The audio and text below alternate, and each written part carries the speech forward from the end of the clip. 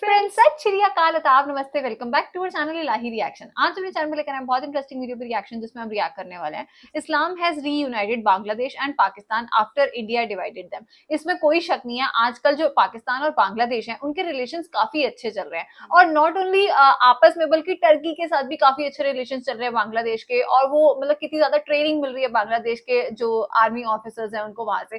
तो let's see आज की वीडियो में क्या कुछ खास जानने को मिलता है, फिर इसके बारे में बात। 3 देशों से भारत घिरा हुआ है, यहाँ कई 4 देशों से घिरा हुआ है। पाकिस्तान है, चीन है, नेपाल है, बांग्लादेश है, और सभी के साथ रिश्तों में आए दिन खटास होती रहती है और मिठास भी आती रहती है। लेकिन हालिया स्थिति जो बनी हुई है वो भारत के लिए चिंता का सबब बनी हुई है, क्योंकि बांग्लादेश एक ऐसा देश बनता जा रहा है जो भारत के लिए एक रोग रेशन की तरह साबित हो रहा है।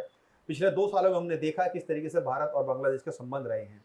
जो नई सरकार बनी है उसने भी हालांकि कुछ इंडिकेशन जरूर दी हैं कि भारत के साथ रिश्ते सामान्य रहने चाहिए, अच्छे रहने चाहिए। बावजूद इसके बांग्लादेश के जो नए प्रधानमंत्री हैं वो पहली यात्रा पर चीन गए और मलेशिया गए। चीन के साथ उन्होंने कई सारे समझौते किए हैं जो भारत के लिए चिंता का सबब बन रहे हैं। उन समझौतों के क्या मायने हैं? एक तरफ जहां पाकिस्तान बिल्कुल हमारा धुर विरोधी है, तो वहीं नेपाल में भी आए दिन कुछ ऐसी चीजें होती रहती हैं जो भारत सरकार के लिए परेशानी का सबब बनती हैं। चीन, भारत, चीन, बांग्लादेश, नहीं तो पाकिस्तान और चीन, बांग्लादेश की बिल्कुल नहीं बनती थी। सभी लोग ये आपस में ये कनेक्टेड बात मतलब आप इमेजिन करो, वाकई में ज्यादा बढ़ जाती है। बहुत टाइम बाद ऐसा हुआ है। देखते हैं कि चीन लगातार भारत विरोधी गतिविधियां करता रहता है, बांग्लादेश उसमें शामिल हो रहा है, पाकिस्तान तो हमारी दुश्मनी जग जाहिर है कि किस तरीके से हमारे संबंध है। इंडिया पाकिस्तान जैसी राइवलरी थी दोनों की भी। प्रधानमंत्री हैं वो अभी कुछ टाइम से ठीक हो गया थे जब से उनकी सरकार बनी नहीं। हाँ। और कई सारे समझौते उन्होंने किए हैं सर। तीस्ता रिवर एक का जो मसला है वो बहुत बड़ा है। चीन लगातार हमारे पड़ोसी देशों को पैसे के दम पर खरीदने के प्रयास में लगा रहता है। हमने हम्बन टोटा देखा है पाकिस्तान और श्रीलंका में, माफ कीजिए, पाकिस्तान का क्या हाल है वो हमने देखा है। नेपाल में किस तरीके से वो गतिविधि करता है वो हमने देखा है। अरुणाचल प्रदेश तक वो आ चुका है, क्योंकि जो चिकन नेक है वो सर उस पर बांग्लादेश की तरफ से भी नजरें, जो कट्टरपंथी ताकतें हैं जो पाकिस्तान के साथ मिलकर बात करती रहती हैं।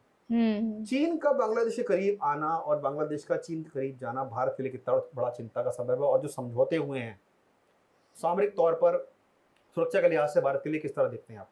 ये जो मुद्दा आपने उठाया है जी, ये वाकई ऐसा मुद्दा है जो आज की तारीख में तकरीबन अपने साउथ एशिया में मैं कहूँगा इसमें कोई शक नहीं कि इसको लेकर के चिंताएं प्रकट की जा रही हैं। जितने भी आपने देश के नाम लिए वो सब हमारे पड़ोसी हैं।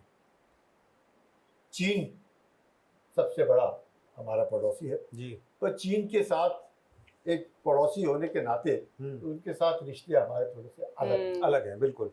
बाकी जो पड़ोसी हैं तो पड़ोसी भी हैं और एक वक्त हमारे भाई बंधु भी थे। जी बिल्कुल।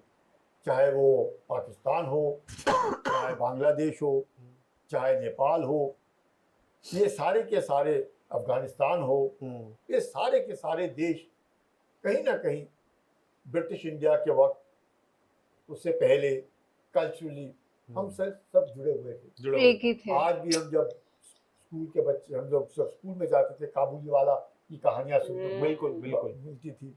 अभी भी वो वहाँ से पिस्ते बादाम खाने के जो होता था।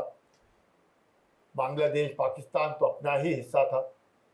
तो ये सब को देखते हुए ज़रूर मुझे लगता है अब चीन, क्योंकि हम कहेंगे कि चीन के साथ डायरेक्ट रिश्ते हमारे ना होकर के तिब्बत के साथ रिश्ते होते थे, लेकिन जिस प्रकार से तिब्बत को चीन ने हड़प लिया जी, और उसके बाद अब चीन हमारा पड़ोसी बना 1950 से, हम कह सकते हैं 1949 में तो पीपल्स लिबरेशन आर्मी आया अक्टूबर में, तो 1950 से शुरुआत ले लिया तो किस प्रकार से उन्होंने तिब्बत को हड़प लिया और उसके बाद हमारे जो बॉर्डर है वो चीन के साथ भी लगे। तब जैसे आपका सवाल है कि बांग्लादेश, हम अगर हालिया स्थिति की बात करें, मैं सर उसको थोड़ा समझना चाहता हूँ आपसे कि अभी जिस तरीके से नई सरकार जो तारिक रहमान साहब की वहाँ बनी है और चीन का दौरा उन्होंने किया, कई सारे समझौते किए, वो भारत के लिए कितना बड़ा चिंता का सबब है, क्योंकि सबसे बड़ा जो उसमें एक जो ट्रीटी उन्होंने की है, एमओयू साइन किया है, वो तीस्ता रिवर को लेकर है। और ये तीस्ता रिवर वो प्रोजेक्ट है जो भारत कभी बांग्लादेश के साथ करने जा रहा था जब शेख हसीना की सरकार वहां पर थी। जी हाँ। देखिए कितना बड़ा भारत के लिए डैमेज है कि वो प्रोजेक्ट चीन कब करेगा सर? ऐसे है कि जैसे हम लोग बातचीत कर रहे थे, जी। बांग्लादेश के अंदर एक ऐसा तबका रहा शुरुआत से, जो जमात जो है जिसका झुकाव पाकिस्तान की तरफ है, और पाकिस्तान और चीन के जो रिश्ते हैं, जिसके वो बार बार कहते हैं कि हिमालय से ऊंचा, समंदर से गहरा और शहद से भी मीठा, ऐसा रिश्ता। और आयरन ब्रदर्स। बांग्लादेश जो ईस्ट पाकिस्तान था, जहाँ पे तकरीबन 54-55 साल तक कोई भी शिप भी उनके यहाँ पे नहीं आया, और अब हम देखते हैं कि पाकिस्तान अपना वहाँ पे शिप ला करके करता है। पाकिस्तान सबमरीन वहाँ पे ला रहा है, चीन ने अपने सबमरीन उधर लाता है, प्लस चीन ने जिस प्रकार से हंगोर सबमरीन पाकिस्तान को दिए, वो उसका इस्तेमाल वो वहाँ ले जाने पे करना चाहता है। सिलीगुड़ी कॉरिडोर को लेकर के पाकिस्तान ने जिस प्रकार से आईएसआई के द्वारा उधर अपने जनरलों को ला करके बांग्लादेश ने, और खासकर यूनुस जो 15-18 महीने वहाँ रहा, उस मोहम्मद यूनुस, मैं कहूँगा एक उसको बोलते हैं ना कि fox in a sheep clothing, मतलब एक भेड़िया लेकिन एक लोमड़ी जैसे, तो वो जो उसका इंसान की खाल में एक लोमड़ी, बिल्कुल वो उस हिसाब से जिस प्रकार से उसने लगातार अपने आप को पाकिस्तान के हवाले अपने आप को रखा, क्योंकि यूनुस का रहना मतलब जमात जो पाकिस्तान का ही एक हिस्सा है, बिल्कुल बांग्लादेश में रहा, उसके द्वारा ही यूनुस को रखा गया। ऐसे इसमें चीन का जो था तकरीबन $10 अरब का इन्वेस्टमेंट उसका, जिसमें रेलवे लाइन, उसमें सड़कें, उसमें पावर प्लांट में उनका इन्वेस्टमेंट, टेक्सटाइल्स में इन्वेस्टमेंट, फार्मास्यूटिकल्स में इन्वेस्टमेंट। तो ऐसे हालात में हम देखते हैं कि वो धीरे धीरे करके पाकिस्तान की गोद में जाके बैठा, और पाकिस्तान की आईएसआई और पाकिस्तान की फौज जिस प्रकार से एक जोश से वापस बांग्लादेश में उतरी और अपना दबदबा उसने वहाँ पे कायम किया।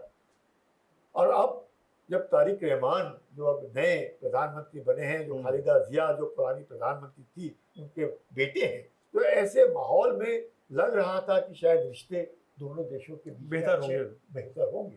जैसे आपने बिल्कुल ठीक कहा जितेंद्र जी की, पहले ही दौरे में अमूमन उनके जो प्रधानमंत्री होते हैं वो भारत का दौरा करते हैं, लेकिन उन्होंने मलेशिया का दौरा किया। चीन का दौरा करने का मकसद था कि चीन से हवाई जहाज, फाइटर जेट्स उनको मिलेंगे, पाकिस्तान और चीन जो फाइटर जेट बना रहा है वो उनको देंगे, सबमरीन को जिस प्रकार से हमगोर सबमरीन पाकिस्तान को चीन दे रहा है वो वहाँ पे होंगी, जिस प्रकार से चीन सोचता है कि बे ऑफ बंगाल में एक अपना चिटागोंग को लेकर के अपना एक वहाँ पे क्या हम कहेंगे कि अपना पाँव जमाना चाहता है। क्यों? क्योंकि मालाका दिलेमा जो है वो चीन को खाता है बिल्कुल। उसको देखते हुए चीन ने जिस प्रकार से पाकिस्तान के साथ चाइना पाकिस्तान इकोनॉमिक कॉरिडोर बनाया, ग्वादार में गिलगित बाल्टिस्तान से उनके सिंकियांग प्रोविंस से होते हुए जो सड़क ली है, स्ट्रेट ऑफ होर्मुज से 20% विश्व का तेल का व्यापार होता है, जहाँ से 80% तेल ईरान से चीन उठाता है। अब जो चीन की नजरें हैं वो बांग्लादेश पर आके टिकी हैं, क्योंकि अब तक जो भारत के रिश्ते थे बांग्लादेश के बहुत बेहतर थे जब तक शेख हसीना की सरकार थी वहां पर। क्या आपको लगता है कि सर चीन इस मौके की तलाश में था कि अगर वहां सत्ता परिवर्तन होता है या हम करवा देते हैं तो शायद हम अपने तरीके से वहां पर कुछ काम कर सकें, और ये उसी का एक नतीजा है कि जो नई सरकार है वो जाकर उनकी गोदी में बैठ गई है और तमाम तरह के समझौते किए हैं।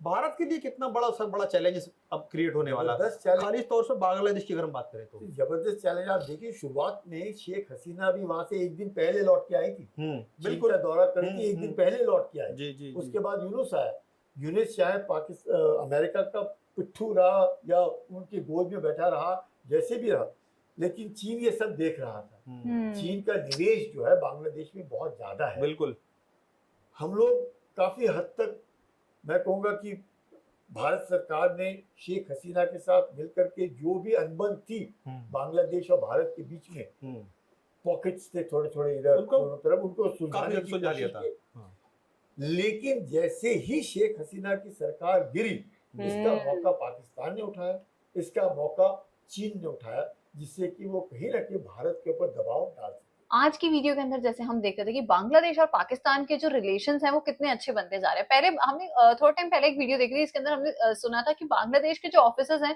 मिलिट्री ऑफिसर्स, वो पहले इंडिया आते थे ट्रेनिंग के लिए, बट अब वो पाकिस्तान जाने लग गए हैं। और ऐसा उन्होंने 2-3 बार बीच में बोला भी है कि बांग्लादेश जो है वो पाकिस्तान की गोद में जाकर बैठ गया और वो चाइना के साथ अपने रिलेशन अच्छे बना रहे हैं। अभी वो टूर भी करके आए हैं वहां पे। तो काफी सारी चीजें हमें आज की वीडियो में पता चली थी जो कि काफी सरप्राइजिंग थी हमारे लिए, बट आज की वीडियो बहुत नॉलेजेबल। वैसे भी इस बात को बहुत ज्यादा हवा मिल रही है कि पाकिस्तान जो है वो एक इस्लामिक नाटो बनाने की तैयारी कर रहा है, तो डेफिनेटली अगर बांग्लादेश भी उसमें इंक्लूड हो जाएगा इन फ्यूचर में अगर, तो हमें कोई बहुत ज्यादा हैरानी नहीं होनी चाहिए, क्योंकि अब बहुत सारी ऐसी चीजें हैं जो आई थिंक अब बांग्लादेश में भी पाकिस्तान जाके कर रहा है। बहुत सारे ऐसे एयरक्राफ्ट की ट्रेनिंग है जो वो बांग्लादेश को जाकर दे रहा है और अपने इवन पायलट तक वहां भेज रहा है। सो आई थिंक ये एक बहुत बड़ा एडवांस जो है वो डिफरेंस आया है, क्योंकि आई थिंक हम 2014 से पहले की बात करें तो शायद तब तक तो हमने यही सुना था कि बांग्लादेश जो है वो पाकिस्तान से के बिल्कुल अलग देश है, मतलब वो उनकी सोच ही नहीं आपस में कभी मिल सकती। लेकिन आई डोंट नो कि क्या हुआ, क्या चीजें चेंज हुई 2014 के बाद। बहुत सारे इंटरनल जो है वो चेंजेस आए हर कंट्री के अंदर।